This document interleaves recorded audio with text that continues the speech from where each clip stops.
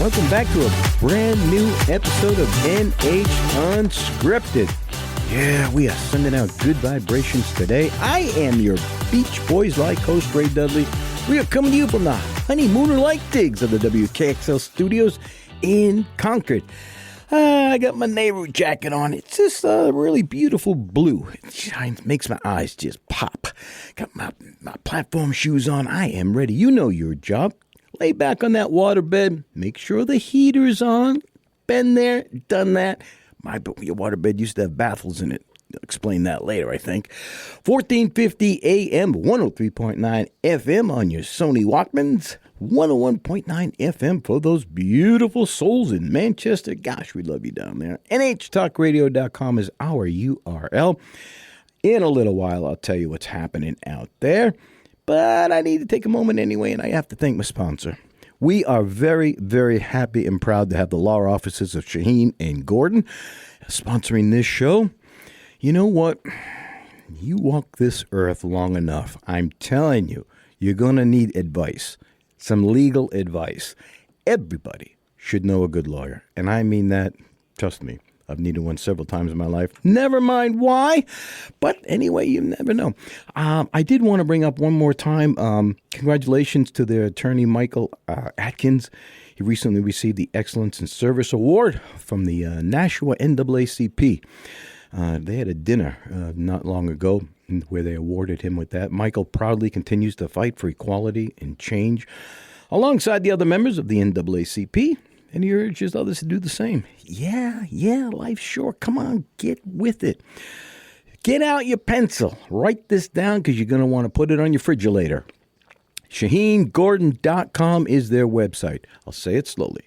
ShaheenGordon.com. Their phone number is 603-614-5560. That is 603-614-5560. And they are all over this state. Concord, Peterborough, Dover, Manchester, Nashua. There. You put it in Grok, put it in ChatGTP, you'll find them. Yeah. All right. I'm going to tuck that one away for a little while. So it's that time of year when my wife looks out the window and begins crying because she's looking at her garden and everything's dying. She doesn't know what to do. She doesn't know how to put this thing to bed. And we live on a little micro homestead out there in Gilmanton, which she has cultivated unbelievably. So when it's that time of year, I reach out to the experts, my friends Ethan and Amy Sager from Again and Again Farmstead in Tamworth. Good morning, folks. Good morning. Hey, Yeah. Can you see my wife's tears from there? Jeez. I can. But it is nice, actually, that time of year. And in my opinion, that, you could just at least, once everything's put to bed, you can just relax a little bit on that. Yeah, there's only so much you can do because the winter comes in and forces you to stop. That's the problem. Yeah. It forces her to stop, and she doesn't want to stop. She's OCD. She just wants to keep doing things out in her garden. And so she goes outside, she looks around, she's like, dang it, there's nothing to pluck, nothing to plant. What am I going to do here? So if you don't mind, can we start there? It's fall, late, well, kind of late-ish fall. What would you guys suggest for folks? Now, she's got my wife, I'll just use that as a personal experience here. She's got 4 or 5 raised beds. She's got a couple of berry bushes out there. What should she be doing right about now? Well, to give you a secret, the secret is that when the snow comes, it creates a layer of insulation on the soil that creates also a microclimate of humid conditions that will decompose organic matter as fast as the only other place on Earth that decomposes as fast as that is the tropics. Seriously? Snow? What's that? Snow will do that? Absolutely. So the trick is to create an insulation layer between the snow and the soil so that the soil can keep working throughout the winter. And that usually translates to a 4 to 6 inch layer of mulch. and then when the snow comes, that itself is an additional layer, and that should keep it above, for most of the winter, should be humid enough to decompose organic matter that's left on the soil there. Does she need to do any type of an aeration kind of thing prior to covering it with a ground cover? I don't really go that step because it's just the moisture in the snow is going to create compaction anyways. So in the spring you'll have to do the aerating step, but I don't bother doing that before the winter. Okay. Yeah. Okay. It's funny you mentioned compaction, and I get I get this nervous feeling every time I think of that word in my garden. That the snow, people don't think much about it, but it weighs a lot per square foot on top of a garden bed. Sure does. Yeah. Yep. Yeah, you get 12 inches, 18 inches sometimes, and then possibly it rains or something, or there's more moisture in it. That is heavy. It's sitting there on top of, like, crushing everything that's underneath it. Well, I use the word crushing, but yeah. Insulating. Yeah, I mean, if you don't have if you don't have a high level of organic matter in the soil, compaction will result from snow for sure. Yeah. So, okay. Are there amendments which you would think about that prior to covering it with, say, straw or leaves or whatever, that everybody should be putting in, or do you recommend just having things tested and go by that? Yeah, well, we definitely recommend putting in. It's a really good time to put in organic matter because, like I said, it could be working for you while the snow is happening, and if you really want like explosive growth in the spring, this is an awesome time to add amendments. So what we always apply is we do a type of fertilizer, a wool pellets that we make. Yep. So we say it here before the end, but compost works as well. If you have fruit trees, wood chips would be a good layer to add. And biochar also is another really good thing to add at this time of year. Yeah. She's I don't know if she found it from you guys or whatever, but she's trying to get that bokashi system going. Yeah, interesting. Yeah. So bokashi was a technique for applying effective microbes. I think he called it EM1, invented by a Japanese microbiologist, and this EM1 is just a cultured bacteria that they isolated, and it rapidly breaks down organic matter. So, like, if you apply bokashi to your bed, what it does is it breaks down any organic matter that you have. So, like, if imagine putting a layer of leaves and then spraying it with bokashi, and then putting another layer on top of that and letting the snow, that would break down effectively. Mm-hmm. You also get that biology when it feeds on the carbohydrates that these woody materials have. It also will rapidly, well, as long as there are browns for it to chew on, it'll rapidly break down that mass and multiply. And then you have a bunch of dead microbiology because the lifespan of an EM1 is usually like 72 hours. So after it's chewed through all the food that's there, it'll break down and you'll have a big bunch of necromass. And that necromass is really valuable fertilizer itself. And that's just dead cell bodies of bacteria. Dang, man. She's got buckets of them going there. Yeah. Yeah, it's really well known for using with compost rapidly. Yeah. Like heating up the... We like to use something similar to that. We don't buy the commercial one, but you can make something called lactic acid bacteria fairly easily. And it works the same. So we use it with our sheep bedding. So at the end of the winter, we'll collect all our bedding and we'll spray it with this, with labs, and then it'll break down just like that. And that's the fast way to make compost. It's interesting. But it is a good time of year to apply it before winter as well, if you have organic matter in there. Yeah. She loves it. And she goes out periodically with her little bucket. It's anaerobic, right? Is that correct? Bokashi is, I believe it's aerobic. Because she's got like some sealing cover on it, like one of those 5-gallon bucket special gamma. I think it's a gamma seal kind of thing that I mean, obviously I do not know. I only live with her. Shame on me. Anaerobic fermentation. All right. Hang on. I hear that music. I do want to get to you in a second about her chicken coop and what she's trying to do with all the stuff in there. Hang on. You are listening to NH Unscripted. You know I'm happy to be out of bed, baby. Yeah, we are getting by with a little help from our friends today. I am your Joe Cocker-like host, Ray Dudley, happily coming to you from the Taj Mahal-like digs of the WKXL studios in Concord. My God, it's cavernous in here. 1450 AM, 103.9 FM on your transistor radios, 101.9 FM for the beautiful souls in Manchester. NHTalkRadio.com is our URL. Ethan and Amy Sager from Again and Again Homestead out in Tamworth are on the line with us. We will be right back.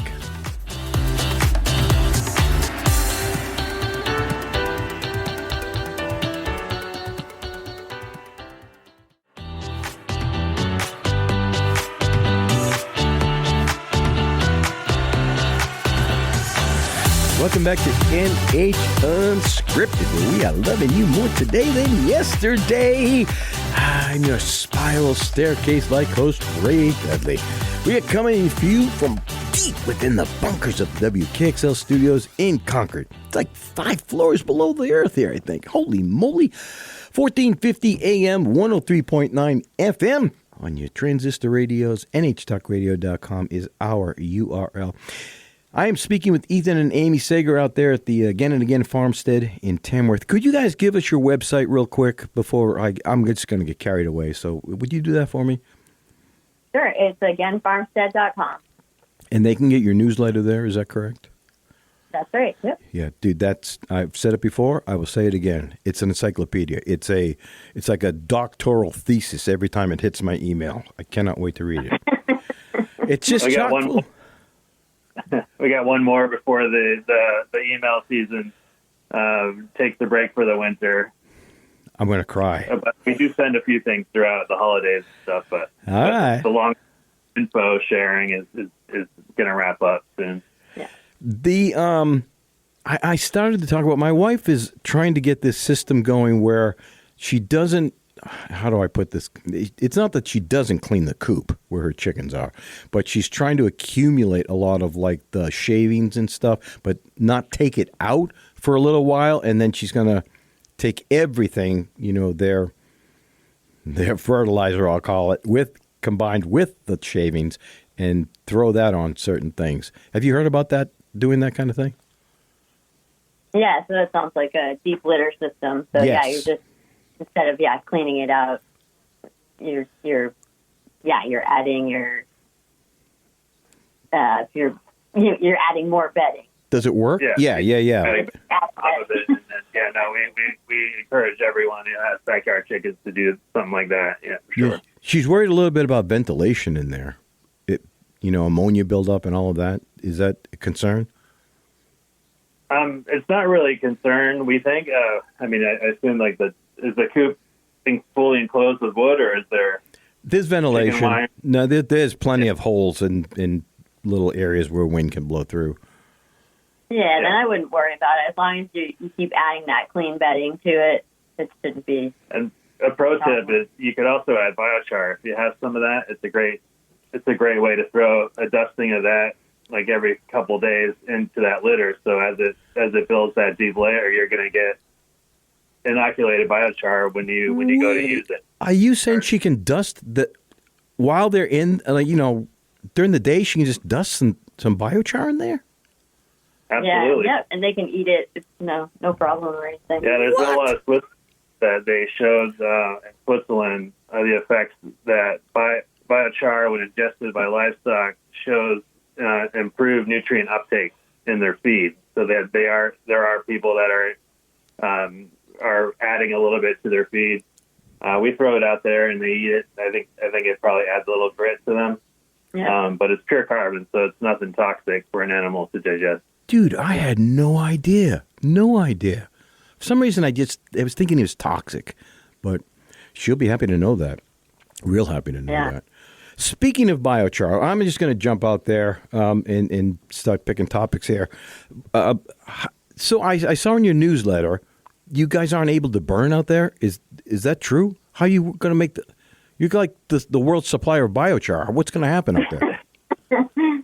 Yeah, I mean, we've sold a lot of biochar this year, but it all came to a full stop when the drought created conditions in New Hampshire where they actually put a ban in place so that we can't burn. And the kiln that we have is open top, so there's no smokestack, and therefore we haven't. It really did some damage to our farm's income stream there. But we're hoping that they lift it pretty soon. There has been a lot more rain, but it's statewide, so I don't know really what they're looking for other than, quantity of the rain. They might just be waiting for the snow to fly, but we have another solution coming. Yeah. Oh, okay. You just dropped that there. Can we expand on that, or is this like just between you and me here? No. We got a grant early this year. And that was through the Carroll County Conservation District. That's right. Yep. And that helped enable us with the grant and our own sales. We're able to build a kiln that can produce a yard of biochar a go. So that'll be a significant improvement over what we have now. And it's enclosed with a smokestack so we can burn all winter long, which is another improvement. So right now you can order biochar from us, our online store, on back order, and as soon as we can make some, whether they lift the ban or the kiln gets delivered, we'll be able to fulfill those and get those right out. But yeah, it'll be a game changer for us for sure. Is this going to be an indoor thing, or what? It'll still be outside, but you're adding a smokestack? Yeah, it'll be outside, but it'll be a different type of retort so that it'll be enclosed, and also we'll have the ability to temperature control it, because the kiln we have now goes from 0 to 1250 and no in between, because it's open top. But then we have the new kiln will be able to vary that temperature so that we can create different types of charcoal and a lot of other charcoal products, not just biochar. So we're excited about that. Dude, I had no idea there's even different types of charcoal. Yeah. I gotta know. We have to have you over for dinner because these cooked at like 450, 500, because they still want the oil in it to give that flavor. So that's why you get like oak charcoal, lump charcoal. It still has some oil in it, so it's cooked at lower temperatures. Whereas biochar is cooked at like high temperatures, like 1250 degrees Fahrenheit, and that drives off all the impurities, all the oil. So what's left is pure carbon, and that's what you want for biochar. But with charcoal, you want to retain some of that natural tree oil for the flavor's sake. Are you getting into that market? We will be. Yeah, for sure. Oh, I want to be your friends. We've been setting aside all of our red oak that comes through here, and getting ready to make a bunch of charcoal as well. Dang. Barbecue charcoal. Dang. There's so much to chat about, and really, I love everything you guys do out there. I tell people all the time, whenever gardening comes up, your garden is at the top of our list when we chat with people. How's the farm? How's the farm and the market been going for you guys? Really good. Yeah. We had a really good year in terms of growing. We kind of shifted our focus from growing like high intensity market gardening to like more storage crops. Yeah. This year, which allowed us to focus on this whole kiln project, has been the big focus of the year. Yeah, we've been doing a lot of wood processing, getting ready for that. But the market itself has been, earlier in the year, we had a local youth help us out, and it's been good to be able to, involve more of the community into the farm, and it's just been the tip of the iceberg. So we hope to do more of that in the future. I'm going to jump again here. I have to park that one right there, even though I see a rabbit hole that I could go down. But in your newsletter, you you mentioned root crops because it's fall. So can we get on that subject for a minute? I mean, how do people preserve their root crops if not everybody nowadays has a root cellar? And is it too late to plant a lot of root crops that they could maybe have over the winter? Can you touch base on that stuff? Yeah, I mean, it's a little too late to plant any root crops. I mean, you definitely want to now is a great time to get your garlic in if you haven't done that yet. It's in. Thank you, Amy. Very good. It's not too late to do it if there's people out there thinking about getting the garlic. You still got time before the snow flies. Right, but in terms of other root crops. Yeah, like carrots, parsnips, that kind of stuff. It's southern. I don't know about the southern New Hampshire, Ethan. Could you get anything in? I mean, maybe. No. There's like perennial. It's a good time to plant some perennials, like bulbs that you have. You can do like Jerusalem artichoke, those kind of things. Dude, but that's invasive. Well, at least it was in our yard, right? Is it? It can be an invasive. Yes, but it can be. Also a source of biomass, so it depends on how you look at it. Yeah. I feel like I was just chastised. Well, the Jerusalem artichoke itself has a really, because it's so effective at growing, it has it has compounds in it that insects don't like. So there is a use for it in terms of you can cut down the biomass, the top layer, and ferment it in a bucket and create a natural pesticide, and that's pretty common. In Korea, they use that Jerusalem artichoke for that. So there are uses for post-invasive species. Wow. Yeah. Wow. When I see invasive, I look at it as like productive biomass that could be utilized. I don't look at it as like anything bad. Yeah. Okay. All right. Yeah, because you got the outlook. You're a regular farmer kind of guy. I'm just a city folk guy. All right. Hang on a second. Folks, you are listening to NH Unscripted. Yeah, because you can't hurry love. That's what we love to say around here. I'm your Supremes-like host, Ray Dudley, coming to you from the Car 54 Light Digs of the WKXL studios in Concord. Yeah, Car 54, that's an old one. 1450 AM, 103.9 FM, 101.9 FM for the beautiful souls in Manchester. Ethan and Amy Sager from the Again and Again Farmstead out in Tamworth. Our friends. Yeah, baby, we love talking with them. We will be right back.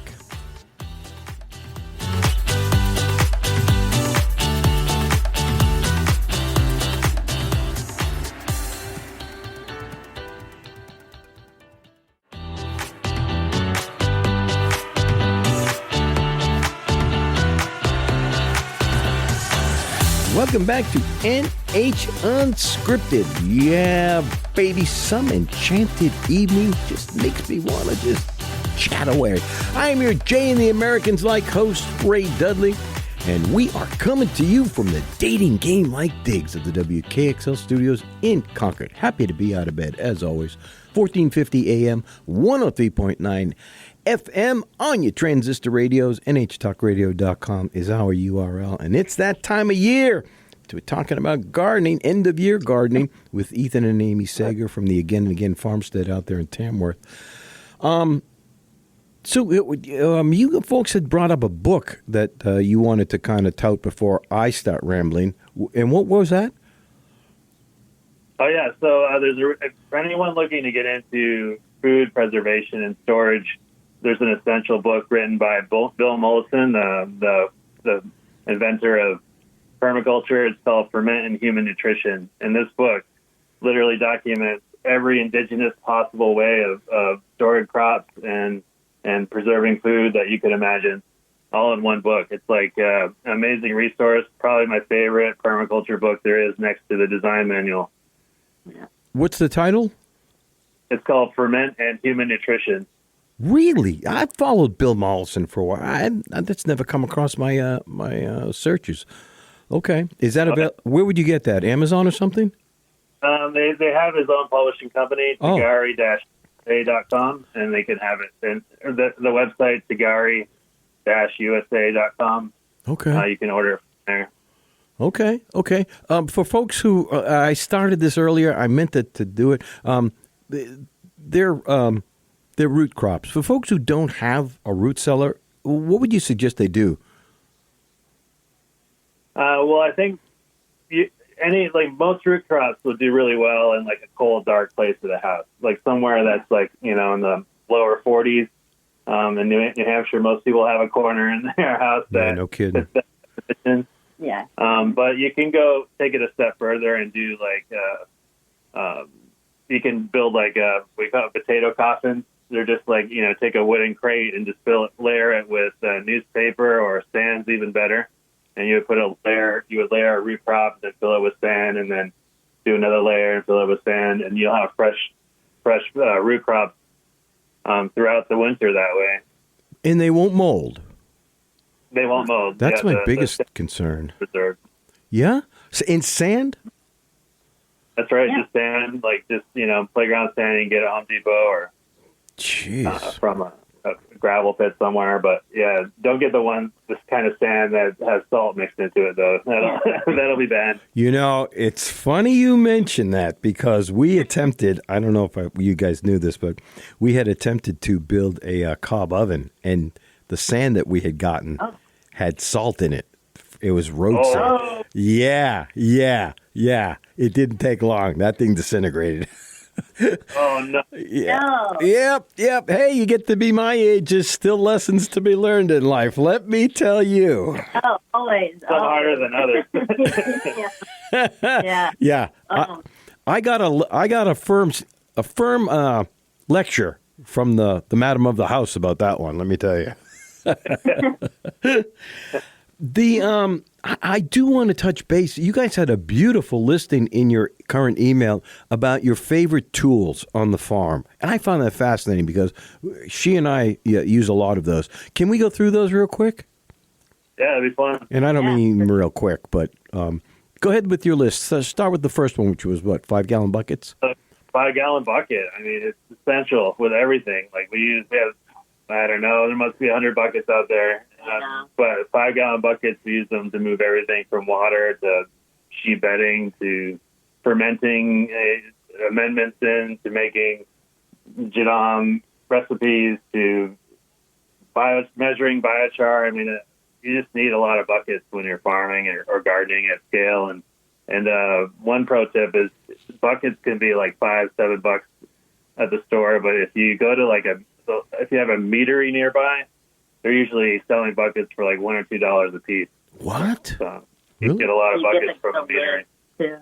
Oh, okay. That's a pro tip right there. Yeah. Yeah. We have stacks of them all over our yard. Well, thankfully, we have a few sheds so we can kind of hide them, but they're stacked 6 feet high. Yeah. I bet. I mean, they're so useful. They are. There's some, a lot of, it depends. We've got some holes poked in the bottom for things we've needed to drain. Some of them are stained from the biochar that we tried to inoculate with other stuff, They're just scattered all over the yard. Yeah. You can get little rubber grippers too on Amazon that can allow you to carry even more in a bucket. No. So if the handle's too skinny, you can get a fatter handle. What? Dude, you guys are gold today. Let me tell you. I wanted to. Here we go. You want to talk about wool pellets, and I do not want to jump ahead of that. Let's talk a little bit about the wool pellets, why they're good, how you're making them, and how they get a hold of some of those. Yeah, the wool pellets, that's our base fertilizer. So one of the primary drivers of raising sheep for us was to provide a source of sustainable fertilizer. And the challenge with farming in general, as soon as you start scaling up, is that when I say farming, I mean market gardening, is that you just need a lot of compost. And if you buy compost out, you're dealing with this humongous cost, and also carbon footprint is huge on using compost. There's a lot of people get it from Maine with all kinds of different stuff in it, but you still also can get compost that's organic, but still has plastic and stuff in it. And you're also, with the Asian jumping worm, you don't know if that's been sitting around somewhere that the worms infested it. So it's just, we've gotten to the point today where it's better to make enough, to use what you can make on your property or in your backyard first. And then you can supplement that with something like wool. We found the wool pellets to be the ideal supplementer that allows us to use a lot less. That's right. Because you're getting the fertility from the wool, the natural fertility, in addition. And then the compost that allows you just to have a thin layer of compost and to get good results. Yeah, it's really good with water retention. Oh, it is? With the drought that we had, just really the plants didn't seem to suffer too much with having the wool pellets. And this is our second year selling wool pellets. Yeah. We made everything we do in the farm, we make extra to sell. And the people that bought them all the year before, like so many people came running back to us to get a ton more because it was so effective in their garden. What's the I'm sorry. Yeah. What's the breakdown, the composition breakdown of wool pellets? For us, it was 11-0-5, so 11% nitrogen, 0 phosphorus, and 5 potassium. And those are pretty high numbers for just for a small pellet. So a little goes a long way. In how, let's say, so Randy has some. What is she planting? Not corn. She's got something else growing that's a nitrogen just sucker upper. And would that be good to throw in there to kind of? Oh yeah, really good. Yeah, 11% nitrogen is perfect for that. Like it does really well with garlic, with leeks, with all the alliums. Yeah. Brussels sprouts. She has Brussels sprouts. That's what it was. Brussels sprouts, awesome. Yeah. Okay, and how much would you add to a? Let's say she's got like this. I'm going to call it 3 foot wide, diameter, 3 foot diameter, maybe 1.5 feet deep. How much would you use for something like that? I would, if you're growing high nitrogen plants in there, like garlic. If it's going to be a garlic bed, I would drop 2 pounds in that. If it's just normal vegetables like brassicas or greens, 1 pound would be enough for a space that big. Okay, for a 3 foot by 1.5 feet. Yeah, and I would also add that you could always consult a soil test and get the exact measurements, but we don't bother with that. We just throw down.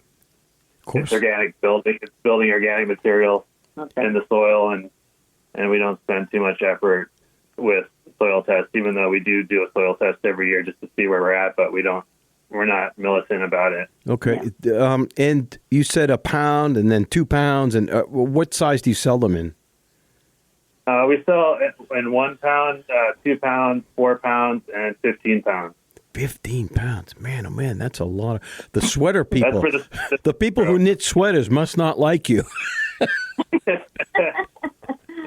You're taking all their wool. All the good stuff gets made into, fertilizer, or not fertilizer, but like textiles, and then the rest gets made into fertilizer. Yeah. All right, hang on. Oh, now we're getting right to the end again. I love you guys so much. You are listening to NH Unscripted. I know you feel lucky. I do indeed, baby.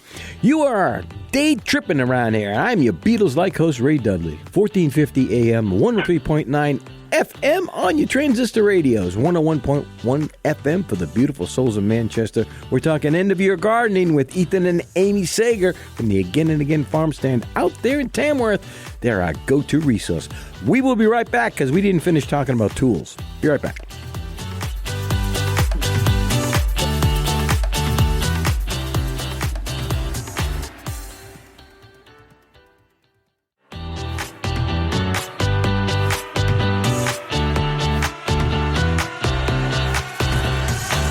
Welcome back to NH Unscripted, where these boots are made for walking. That's a crazy old song, by the way. I'm your Nancy Sinatra-like host, Ray Dudley. We're coming to you from the spa-like conditions of the WKXL studios in Concord, where I come to get my massage. A little bit lower there, would you? A little bit lower. Yeah, thanks. 1450 AM, 103.9 FM. That's on your Sony Walkmans, 101.9 FM.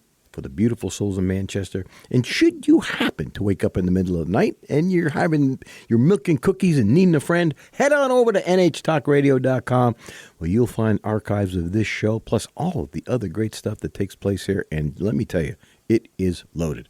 This show comes to you every Wednesday and Friday morning at 9 a.m. and with a re-airing every Wednesday and Friday evenings at 8 p.m. Ethan and Amy. Wait, did you say you had a code for people to buy wool pellets on your website? Yeah, so just for your listeners, right, we have a coupon code in our shop online, and it's Unscripted is the coupon code, all in all caps. Can you and that's for the entire shop. Free shipping. for every what? Free shipping? Yeah. So yeah, if you wanted to try the wool pellets or biochar, that's, as we mentioned, it's back ordered. But yeah, we can. Yeah, if you wanted to try anything, but the shipping is holding you back, well, now you can man. use this coupon code and. You can't see it, but I'm throwing you kisses. I'm just throwing them out there. Just throwing them out there. It's nothing like seeing an old man do that. Let me tell you. Thank you. Thank you so much for that. We really appreciate it. You know, it's funny. You actually have a lot going on there. We talk about wool pellets, but you've got your worms out there that you got. Are you still doing your worm stuff? We are, yep. Yeah. And you've got ash. Do you still have your ash? I was going to almost call it a drink. One but of the products from our kiln when we were able to burn has the quench water that we use from it is rich in ash, so it's a really good fertilizer to spray down. So we use that effectively. So when you guys have, and we will get to the tools, I promise. I think when you've got wool pellets, you've got worm castings, and the juice off of that. That's a disgusting thought, but the runoff from that, and then you've got your ash. So how do people kind of work all of that in synergistically? Is it one or the other, or can they use all of it, just taking different times? How's that all work? Yeah, so it's all about like building soil fertility. So we had to look at the bigger picture of the cycle, the carbon cycles, the nutrient cycles, and say, how can I build my soil? How can I make my soil fertile when there is no fertility? You know, most of us aren't living in a watershed that in a silt plain where there's where you don't have to fertilize, that you can get enough from rain to grow food. So we have to think about how to build fertility where there was none, and that's what all these things are designed to use. So you look at like. The number one thing you want to look at is organic matter and also biology, the soil biology. Mm-hmm. That's where like biochar and wool pellets come into play. It's wool pellets are a slow release one that has lanolin fatty acids, which also break down with the soil biology. And biochar gives the soil biology carbon to feed on and also surface area to live and thrive. And it also, both wool pellets and the biochar hold water. And then you have castings is a type of compost. So you also have the mulch layer. So you use stuff like compost and worm castings. The difference is that worm castings has active biology you're adding to the soil. So there's the biology that's multiplying naturally, and then there's biology you can add to it. And that's where a lot of the Korean recipes that generate biology are useful too, because you're spraying biology onto the soil and creating that pillowy necromass layer. The dead cells from that biology all goes into building fertility. And then finally, while that's all happening, you use liquid plant foods to feed your plants until your soil is good enough to do it on its own. And for most people, that's like 3 to 5 years. 3 to 5 years. Wow. Yeah. So like if you're going to start from, sandy gravel like we did to like fertile, self-sustaining soil, then you're looking at a 3 to 5 year plan. Would you use that biochar or the worm casting stuff now as you're preparing your soil for the winter, or would you wait till the spring and then add that in? For worm castings, I would wait till the spring because the biology will die below 50 degrees. Yeah. That's what I was afraid you'd say. Well, not afraid. I'm not afraid of any. Probably should add it now. Yeah, if you have some now, then I would absolutely add it, because there's still nutrients in those castings. Not that even though the biology will die, you still are going to get nutrients from the castings. Yeah. Can they get all of this stuff out at your website? They can. The worm castings we won't sell until spring, but the biochar is on back order. We'll be able to fill that soon, and then the worm pellets we have lots of. It's a great time to apply that stuff. Okay. Yeah. I think I mentioned that I have a habit of trying to inoculate the biochar with like compost or some kind of a fertilizer. What's your opinion about inoculating it with maybe the wool pellets? If I was just going to like put it out there for a couple of weeks and let it inoculate, would that work? Probably not, because there's not any biology in it. But what biochar does really well is it holds on to nutrients, so it has a really high cation exchange. So as the wool pellet breaks down with biochar, and why the two work so well together is they both hold water, and as the nutrients break down, the biochar hold on to those nutrients for when the plants need them. And it just doesn't just wash out when it rains. Yeah, man. I'll tell you what, that's a real issue for us. I hate to say that, but we keep trying to put like vermiculite and perlite, whatever we can grab our hands on to kind of hold on to stuff. And we have used the biochar. And we love the biochar. I think I told you last year, our peppers just went crazy with the biochar. Man, it's just so healthy for them. It's insane. All right. I said I was going to get to the tools. Let's get to the tools again. So number one was buckets. What was next on your list? Was it the long prong? Yeah. So it's like a digging bar. So there was an awesome Australian-made digging bar, and sadly the creator has passed away, so there isn't anyone selling them currently. But a good substitute would be this council tool digging bar that has a tamper end. But we use digging bars all the time here, like whether that's moving rocks and New Hampshire rocks, or moving logs, stumps, or like log work out of the ground in the wood yard. It's helpful. So yeah, a digging bar, you need that as an essential garden tool. You'd be shocked at how much you would use it. So I'm looking at two different tools here in your newsletter. One looks like a spade. It's a wide kind of spade thing. The other one is like, well, it's half buried, but it looks like a missile that you buried in the ground here. It's yellow. Is that the digging bar? Yeah. Okay. And the yellow one's the digging bar, and then the spade hoe is really useful for digging furrows and for weeding paths quickly. But that shape is awesome for digging furrows. Yeah. Is it sharpened? I can't tell if it's got a sharp edge on it. It is.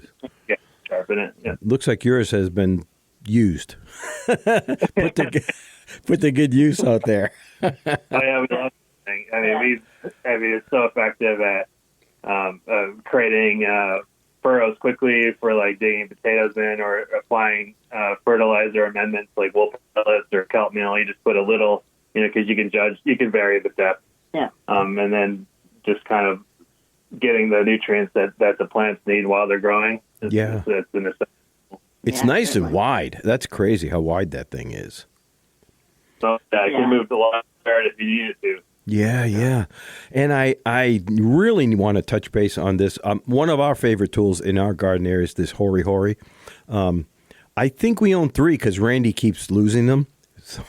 Yeah, we've lost a couple and then found them later. Well, we used to be like, cool hipsters, and we like have a holster for them, and we walk around our garden with them. But now we just leave them in the beds and grab them when we find them. Yeah. They're really handy. Can you talk about your experience with these Horis?